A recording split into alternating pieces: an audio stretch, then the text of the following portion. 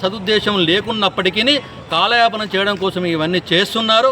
కాబట్టి దయచేసి బీసీలకు ఏదైతే 42% రిజర్వేషన్ ఇస్తా అని చెప్పని మీరు మాట ఇచ్చినారో దానికి ఆ మాటకు కట్టుబడి ఉండాలంటే, ప్రజలు మిమ్మల్ని విశ్వసించాలంటే ఖచ్చితంగా రాష్ట్ర పార్లమెంట్లో దీన్ని ఆమోదింపజేయాల్సిన బాధ్యత ఈ కాంగ్రెస్ ప్రభుత్వం పైన ఉన్నది. రాష్ట్రంలో ఉన్న నాయకులు కానీ కేంద్రంలో ఉన్న నాయకులు కానీ 42% బీసీల రిజర్వేషన్ కల్పిస్తా అని చెప్పి మాట మీరు ఏకగ్రీవంగా ఇచ్చింది. కాబట్టి దాన్ని గిట్ట మీరు ఖచ్చితంగా చేయకపోతే రాష్ట్రంలో ఉన్న మంత్రులు కానీ కేంద్రంలో ఉన్న మంత్రులు కానీ ఖచ్చితంగా బీసీ నాయకులు తమ యొక్క పదవులకు రాజీనామా చేసి బీసీ తెలంగాణ ఉద్యమం ఏ విధంగా అయితే చేపట్టిందో తెలంగాణలో కూడా బీసీ ఉద్యమం ఆ విధంగా చేపట్టడానికి మీరు నాయకత్వం వహించాల్సిందిగా కోరుతూ ఈ అవకాశం ఇస్తున్న ధన్యవాదాలు చెప్తున్నాను. మంత్రులేనా ఎమ్మెల్యేలు కూడా?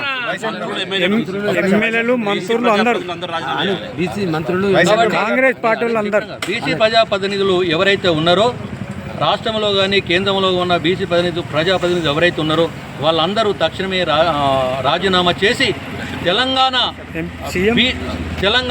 బీసీ 42% బీసీ రిజర్వేషన్ కోసం మీరందరూ రాష్ట్ర మంత్రులు కేంద్ర మంత్రులు అందరూ ఉద్యమించాలని చెప్పని, మరో తెలంగాణ ఉద్యమంగా బీసీ ఉద్యమాన్ని నడిపించాలని చెప్పని మనవి చేస్తూ ముగిస్తుంది.